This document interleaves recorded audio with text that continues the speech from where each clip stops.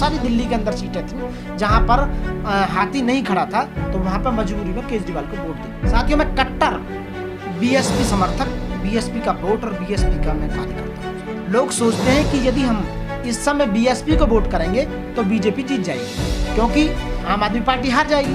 तो इतना तेज और तर्रार बुद्धिमान हो चुका है वोटर आज की डेट में, वो जब वो देखता है यहाँ पर कि बीजेपी जीत नहीं पाए किसी भी तरह से, तो उसका एक ही रास्ता है कि हम इस समय वोट जो है केजरीवाल जी को दे देते हैं।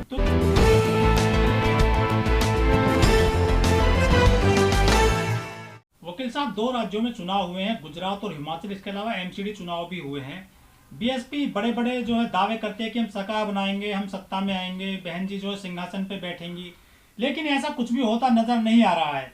2 राज्यों में एक भी उनका खाता नहीं खुला है, एक भी सीट नहीं मिली है। इसके अलावा जो एमसीडी चुनाव हुए हैं दिल्ली में, वहां पे भी उनका एक भी पार्षद जो है जीत कर नहीं आया है। पहले उनकी जो एक सीट थी वो भी चली गई है। क्या देखते हैं आप भविष्य में बीएसपी को लेकर? साथियों, सबसे पहले मेरा क्रांतिकारी जय भीम सभी साथियों को। मैं एडवोकेट मनोज कुमार दिल्ली से साथियों आपके बीच में हमेशा आता रहा हूँ अपने।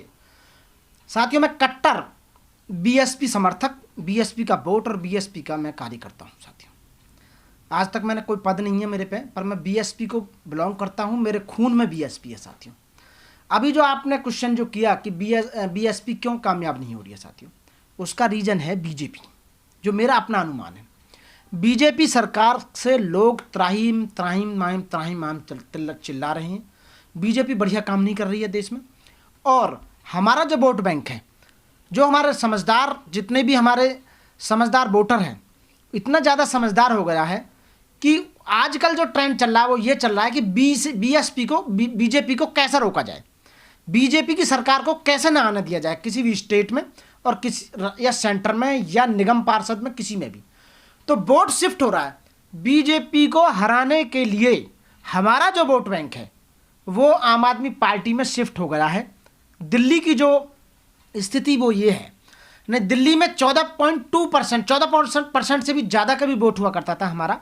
आज हम जहाँ 1% पर खसक के आ गए हैं, हाँ 1.25 जो भी है। और कभी 18, 20, 24 निगम पार्षद हुआ करते थे, 4 एमएलए हुआ करते थे।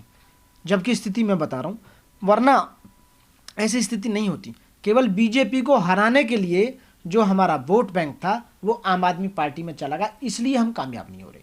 बीजेपी को इसीलिए हराया गया है। आपने देखा होगा निगम पार्षदों में बीजेपी को शिकस्त मिली है, आम आदमी पार्टी ऊपर आ गई है। लोग सोचते हैं कि यदि हम इस समय बीएसपी को वोट करेंगे तो बीजेपी जीत जाएगी, क्योंकि आम आदमी पार्टी हार जाएगी। तो इतना तेज और तर्रार बुद्धिमान हो चुका है वोटर आज की डेट में, वो जब वो देखता है यहाँ पे कि बीजेपी जीत नहीं पाए किसी भी तरह से, तो उसका एक ही रास्ता है कि हम इस समय वोट जो है केजरीवाल जी को दे देते हैं। तो क्या यही वजह है कि हिमाचल में जो है बीजेपी को वोट ना देकर दलितों ने कांग्रेस को वोट दिया है? यस, बिल्कुल 100% यही है। आज की डेट में केवल एक ही मोटिव है वोटर का कि बीजेपी गवर्नमेंट को कैसे हराया जाए। यदि हम यदि छोटे छोटे जितने भी दल हैं, ये हमारे और भी दल हैं बहुत सारे, यदि उनको भी वोट देंगे तो वोट तो हमारी बढ़ जाएंगी। यानी कि जो वोट रोकना चाहती हैं, जो समर्थक रोकना चाहते हैं बीजेपी को, वो यदि 17 जगह बढ़ जाएंगे तो बीजेपी निकल जाएगी। आपने देखा 39 point something vote bank BJP का था, 42 पॉइंट समथिंग आम आदमी पार्टी का था। मात्र 2-3% का 2.5% का मामला था सारा, जिसमें कि आम आदमी पार्टी जीत पाई। वो इसलिए जीत पाई क्योंकि जितने भी दल थे और बाकी के, उन्होंने देखा कि खड्डे में वोट ना जाए, यहाँ जब भी नहीं जीत पाएंगे, इसलिए उनको ट्रांसफर कर दिया जाए। एक रीजन तो सबसे बड़ा रीजन ये है। लेकिन गुजरात में फिर क्यों नहीं हरा पाई भाजपा को? नहीं, वो गुजरात में आपने देखा होगा, उनका अपना स्टेट है। यदि वो वहाँ पे हार जाते तो क्या होता? इसका मतलब है कि आने वाले इलेक्शन, जो लोकसभा के इलेक्शन है, उनमें उस बात का फर्क पड़ता। लोकसभा हार जाते फिर ये, तो इन्होंने वहाँ पूरी जान लगा दी, वहाँ तन मन धन पूरा पैसा का बल सब कुछ इन्होंने अपनाया है, और अपनी इज्जत बचाने के लिए वहाँ इन्होंने बहुत कोशिश की। सारे मंत्री, प्रधानमंत्री, गृह मंत्री, जितने भी मिनिस्टर्स थे सब वहीं लगा दिए गए, और इसलिए लोगों को इन्फ्लुएंस किया गया कि हम अपने ही स्टेट में नहीं हारने चाहिए। वहाँ ऐसा हुआ है। वरना 3 चुनाव हुए हैं, दिल्ली का और हिमाचल प्रदेश का और गुजरात का। ये दिल्ली बीजेपी दोनों हार चुकी है, दिल्ली भी हार चुकी है और हिमाचल भी हार चुकी है। और जो गोदी मीडिया है वो ये नहीं दिखा रहा, गोदी मीडिया दिखा रहा कि आप कितने परसेंट में ऊपर आए हो, कितनी वोट लेकर। अरे हारना जीतना भी तो आप ना तो दिल्ली दिखा रहे हो, ना हिमाचल प्रदेश को दिखा रहे हो। वहाँ जो बीजेपी से छिन गए आप बताइए ना, 100% में 66% तो चला गया, 33% वो तो ऑलरेडी पहले ही था उनका, तो इसलिए वो आ गए। तो इसका मतलब है बीजेपी का काउंटडाउन शुरू हो चुका है, इसलिए हारा, यही रीजन है। लेकिन लोग कहते हैं कि जो आम आदमी पार्टी है वो बीजेपी की बी टीम है। कहते होंगे, हम कब मना कर रहे हैं बी टीम है, लेकिन फिलहाल तो काम सही कर रही है, जब तो जीत रही है। आप बताइए ना, हाँ। दिल्ली में लोगों को फ्री एजुकेशन चल रहा है, फ्री स्वास्थ्य है, फ्री बिजली है, फ्री पानी है, पेंशन मिल रही है बुजुर्गों को, फ्री लेडीज जो है डीटीसी बस में जा सकती हैं, बहुत सारी सुविधाएं हैं जो धीरे धीरे दे रहे हैं। और एमसीडी में आ गए, अब सफाई वगैरह बढ़िया होगी, आने वाले समय में काम बढ़िया होगा, इसलिए वो आए हुए हैं। आप बीएसपी के कार्यकर्ता हैं और सपोर्टर हैं, लेकिन आप आम आदमी पार्टी की बात कर रहे हैं। मैं आम आदमी पार्टी की बात नहीं कर रहा, मैं आम आदमी पार्टी जीतने के कारण बता रहा हूँ कि वो इसलिए जीती है। आप समझ रहे हो, मैं आम आदमी पार्टी की बात नहीं कर रहा हूँ। मैं बीएसपी का ही हूँ और बीएसपी में विश्वास करता हूँ। अरे हमारी बहन कुमारी मायावती हमारी लीडर हैं, हमारे नेता हैं, और हम बीएसपी को ही वोट देते हैं। अब मजबूरी हो गई, अब मैं आप रीज़न बताता हूँ आपको। मैंने खुद झाड़ू को वोट दिया अब की बार, क्यों? इसलिए क्योंकि जहाँ हमारा घर है करकटडुमा आनंद विहार वार्ड नंबर 206, वहाँ बीएसपी का कोई कैंडिडेट खड़ा ही नहीं था। जब बीएसपी का कोई कैंडिडेट नहीं खड़ा तो मजबूरी में झाड़ू को वोट देनी पड़ी। तो ऐसी बहुत सारी जगह हैं, ऐसी बहुत सारी दिल्ली के अंदर सीटें थीं जहाँ पर हाथी नहीं खड़ा था, तो वहाँ पर मजबूरी में केजरीवाल को वोट देनी पड़ी। एक रीज़न ये भी था। हाँ, लेकिन जो खत्म हो रही है राजनीति दिल्ली में बीएसपी की, उसके लिए तो जिम्मेदार यही है ना, आम आदमी पार्टी। आम आदमी पार्टी जिम्मेदार नहीं है, जिम्मेदार हम लोग खुद हैं, क्योंकि जो हमारे कार्यकर्ता हैं वो सही काम नहीं कर रहे, डोर टू डोर कैंपेनिंग नहीं कर रहे, और कैडर्स नहीं लगा रहे हैं, ना ही समझा रहे हैं। नए जो वोटर हैं उन्हें इन्फ्लुएंस नहीं कर पा रहे हैं, ठीक है ना। एक हमारी बहन कुमारी मायावती अकेली क्या कर पाएंगी? जो हमारी नीचे की जितनी भी, ऊपर से नीचे तक की जितनी टीम है, जितने कार्यकर्ता हैं, उनको घर घर जाकर उनको काम को शुरू करना चाहिए। जब इलेक्शन आता है 1 महीने पहले काम शुरू करते हो, 1 महीने नहीं, आज से अगले इलेक्शन के लिए यदि आज से ही जुट जाएं, अगले इलेक्शन के लिए आज से ही मेहनत करनी शुरू कर दें डोर टू डोर, और तब तो हम जीत जाएंगे, डेफिनेटली उसी में आ सकते हैं। क्योंकि वोटर हमारा तैयार बैठा हुआ है, वो बेचारा इतना निराश है, इतना टूटा हुआ, मजबूर है कि कहाँ दें वोट। जहाँ हमारा कैंडिडेट ही नहीं खड़ा तो वहाँ हमें फिर झाड़ू को वोट देनी पड़ रही है। हम बीजेपी को हराना चाहते हैं, ऐसी बात नहीं, लेकिन क्या करें, हम खुद भी अपना जीतना चाहते हैं। हमारा वोटर तैयार है पूरी तरह से, पुराने वोटर भी कह रहे हैं, क्या करें, कुछ विकल्प नज़र नहीं आ रहा है। आप बताइए, क्योंकि काम नहीं कर पा रहे हैं, इसलिए समस्या है सारी। लेकिन हिमाचल में पंजाब के बाद में सबसे ज़्यादा दलित हैं, उसके बावजूद बीएसपी वहां अपनी पकड़ नहीं बना पा रही है। वहां पर काफी प्रचार भी किया था इस बार बीएसपी ने, बहन जी खुद गई थी वहां पर। देखो, 2-4 दिन जाने से या 2-4 दिन जाने से बात नहीं बनेगी। वहाँ भी जो संगठन है वो मजबूत नहीं है। जिनका सामाजिक संगठन मजबूत नहीं होता तो उनका राजनीतिक संगठन कभी कामयाब नहीं होता है। जिनका सामाजिक संगठन मजबूत होता है उनकी राजनीति कामयाब हो जाती है। आपको पता होगा, सन 84 में 2 सीट हुआ करती थी बीजेपी की लोकसभा में, आज देख लो पूर्ण बहुमत में आई हुई है। वो कंटिन्यू लगे रहे और आज भी लगे हुए, मतलब सत्ता में होते हुए भी वो आज भी सबसे ज़्यादा मेहनत कर रहे हैं देश के अंदर, आपको पता होगी। आप बताइए, हम 4 बार मुख्यमंत्री रहे उत्तर प्रदेश में, हम दिल्ली में भी हमारी काफ़ी सीटें आई, हर जगह कहीं ना कहीं सीट आ रही है, लेकिन हम क्या है, हम शांत बैठे हुए हैं, हमारे लोग काम नहीं कर रहे हैं। हमारे जो भी हम दूसरों पर ज़्यादा विश्वास करते हैं, ऐसे कार्यकर्ता, ऐसे लोग जो पार्टी में जीत के बिक भी जाते हैं, ऐसों को टिकट ना दिया जाए, तो मैं ये कहूँगा कि कहीं ना कहीं कमी है, खामियाँ हैं, लोगों को समझा नहीं पा रहे हैं। और लोग तो दूर जाओ, हम अपने लोगों को नहीं समझा पा रहे हैं। हमारा ही वोट बैंक बहुत है, आप बताइए, एससी का वोट बैंक कम थोड़ी है, हम उसी को नहीं समझा पा रहे हैं। जो नया वोटर तैयार हो रहा है उसको कैडराइज नहीं हो रहा, उसका कैडर नहीं दिया जा रहा, ना कोई मीटिंग है, ना डोर टू डोर कैंपेनिंग है, ना किसी को कोई जिम्मेदारी दी जा रही है। तो इसलिए समस्या बहुत सारी है, बहुत समस्याएं हैं। लेकिन जो ऐसा कहा जाता है कि बीएसपी टिकट भी बेचती है, सारी पार्टी बेचती है। मैं तो नहीं कह रहा कि बीएसपी, सारी पार्टी बेचती है। आप समझते हो केजरीवाल जी पैसे नहीं लेते, बीजेपी वाले पैसे नहीं लेते, या अखिलेश यादव जी पैसे नहीं लेते, या और कोई पैसे नहीं लेता? आप बताइए, राज्यसभा में जो जाते हैं पैसे लेके नहीं जाते क्या? आप बताइए, किसी को एमएलसी बनाया जा रहा है, उसे पैसे नहीं जाते क्या? पैसे सब जगह जाते हैं, पार्टी कैसे चलेगी बताइए आप?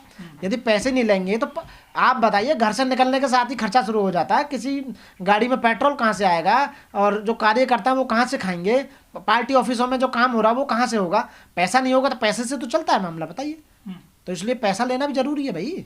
जो जीत कर आए हैं पार्षद दिल्ली में, वो 70% करोड़पति हैं। हाँ बिल्कुल है, और करोड़पति बन जाएंगे 5 साल में, 5 करोड़ रुपए उनके खाते में आएंगे, देखते हैं कितना लगाएंगे।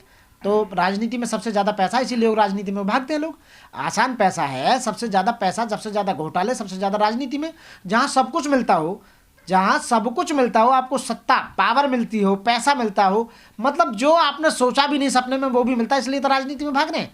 आप बताइए, राजनीति में और इस पैसा खर्च कर रहे हैं लोग, अपने मकानों को बेच कर राजनीति में लगा रहे हैं, प्लॉटों को, फ्लैटों को बेच कर लगा रहे हैं, सोना बेच कर लगा रहे हैं। बताइए, लोगों से पैसा चंदा ले रहे हैं आप, इसीलिए तो हो रहा है ये। राजनीति में, क्योंकि सबसे ज़्यादा पैसा है, सबसे ज़्यादा पावर है। यदि सेफ हो आप तो राजनीति में हो, लोग इसलिए राजनीति में जाना चाहते हैं। समाज का काम नहीं करना चाहता कोई, 4 दिन समाज का काम किया, हर एक कोई किसी आदमी पद लेना चाहता है। बीएसपी में ये भी प्रॉब्लम है, समाज का काम तो तुम्हें करना नहीं, सीधे पद लेते हो और पद पर बैठ कर चुप बैठे तो काम नक्का रहो, तुम काम नहीं कर पाते हो, इसीलिए बीएसपी कामयाब नहीं हो रही है। लेकिन काम भी तो नहीं कर रहे हैं बीएसपी वाले। काम तो बहुत कर रहे हैं, अकेला क्या करे कोई बताइए। संगठन बनाना, आनंद जी काम नहीं कर रहे क्या? आप बताइए कितने हमारे कितने स्टेटों में समय रन कर रही है ना पार्टी, सबके पार्टी ऑफिस हैं, गाड़ियां सब जगह हैं और संगठन भी है। अब करेगा कौन? नया युवा। मैं पुराने तो मरते जा रहे हैं, जो नया युवा है उसको बुलाया जाए ना, समझाया जाए, उसको कैडराइज किया जाए, तभी तो होगा। आपने देखा है कहीं काम करते हुए? बताइए, डोर टू डोर कौन जा रहा है बताइए। समस्या तो बहुत प्रचार किया था दिल्ली में लोगों ने। दिल्ली में कहीं कोई प्रचार नहीं हुआ, सब आप गलत कह रहे हैं, पूरी तरह से प्रचार नहीं हुआ है। यहाँ तो टिकट भी सही लोगों को नहीं बांटे गए हैं। फ्री आज स्थिति ऐसी आ गई है, फ्री में कोई टिकट लेने के लिए तैयार नहीं है, लड़ने के लिए तैयार नहीं है। वो इसलिए क्योंकि जिनका सामाजिक संगठन मजबूत नहीं होता तो उनका राजनीति कामयाब नहीं होती है। समस्या ये है।